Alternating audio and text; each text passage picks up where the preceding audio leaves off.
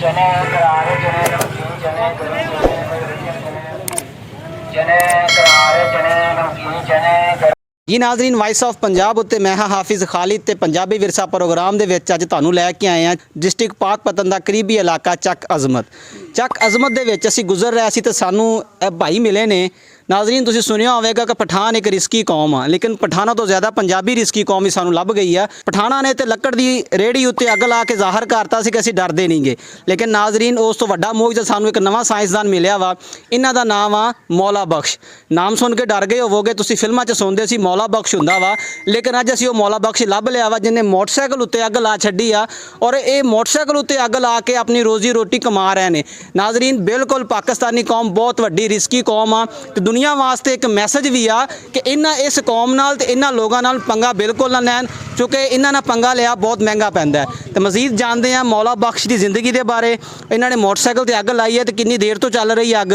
मुल्क च पेट्रोल नहीं हैगा, लेकिन ये मोटरसाइकिल ते अग ला के तुरे फिरते हैं। अस्सलाम वालेकुम भाईजान। वालेकुम सलाम भाईजान। भाईजान की नाम? मौला बख्श। कित्थे रहिंदे हो? इत्थे ਚੱਕ ਅਜ਼ਮਤ ਵਿੱਚ। मोहतरम तुसीं मोटरसाइकिल ते अग लाई, डर नहीं लगता? नहीं जी, ये कितनी देर तो काम कर रहे हो? ਇਹ ਤਕਰੀਬਨ 6 ਜਾਂ 7 ਸਾਲ ਹੋ ਗਏ। इवें मोटरसाइकिल ते रहिंदे हो? ਇਵੇਂ ਜੀ, ਤੇ ਇੱਕ ਦਿਨ ਦੇ ਵਿੱਚ ਕਿੰਨਾ ਕੁ ਇਲਾਕਾ ਘੁੰਮ ਲੈਂਦੇ ਹੋ? ਤਕਰੀਬਨ 3-4 ਪਿੰਡ ਫਿਰ ਲਈਦੇ। ਤੇ ਰੋਜ਼ੀ ਤੁਹਾਨੂੰ ਕਿੰਨੀ ਕੁ ਲੱਭ ਜਾਂਦੀ, ਕਿੰਨੇ ਕੁ ਪੈਸੇ ਕਮਾ ਲੈਂਦੇ ਹੋ ਇਸ ਕੰਮ 6 ਤੋਂ 700 ਤੱਕ 1000 ਤੱਕ ਬਣ ਜਾਂਦੇ ਹੈਗੇ ਜੀ। ਤੁਹਾਨੂੰ ਕਿਤੇ ਕਿਸੇ ਪੁਲਿਸ ਵਾਲੇ ਨੇ ਕਿਸੇ ਟ੍ਰੈਫਿਕ ਵਾਲੇ ਨੇ ਰੋਕ ਕੇ ਨਹੀਂ ਕਿਹਾ ਵੀ ਤੁਸੀਂ ਮੋਟਰਸਾਈਕਲ ਤੇ ਅੱਗ ਲਾ ਕੇ ਫਿਰਦੇ ਹੋ, ਨਹੀਂ ਜੀ, ਤੁਹਾਡੀ ਲੋਕ- ਜਾਨ ਨੂੰ ਖਤਰਾ ਹੈ? ਨਹੀਂ ਜੀ, ਲੋਕ ਸੋਚਦੇ ਹੈਰਾਨ ਹੁੰਦੇ ਹੈਗੇ ਆ। ਹੈਰਾਨ ਹੁੰਦੇ ਨੇ? ਹਾਂਜੀ।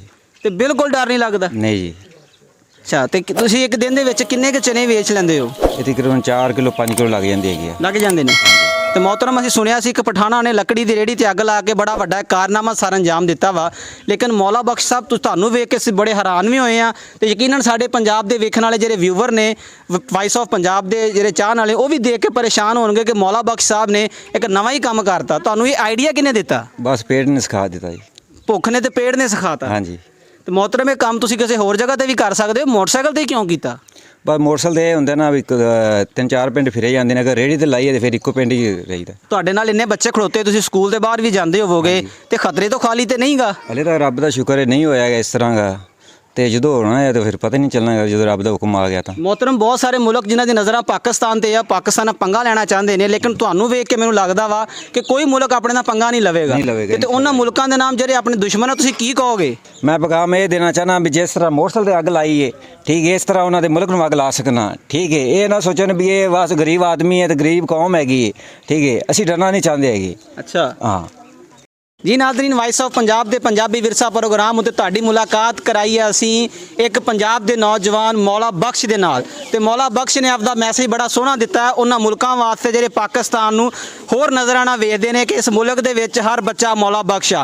अगर इस मुल्क दे विच टैलेंट की कमी नहीं तो इस मुल्क दे विच लोग भी बेडर ने, बेनिडर ने और बहुत ही आला किस्म के ने। ये लोग वो ने जिहड़ी कौम हमेशा तो लड़न वास्ते तैयार रही है। पाकिस्तान की आर्मी ते पाकिस्तान के जवान इस मुल्क की हिफाजत करना जानते हैं।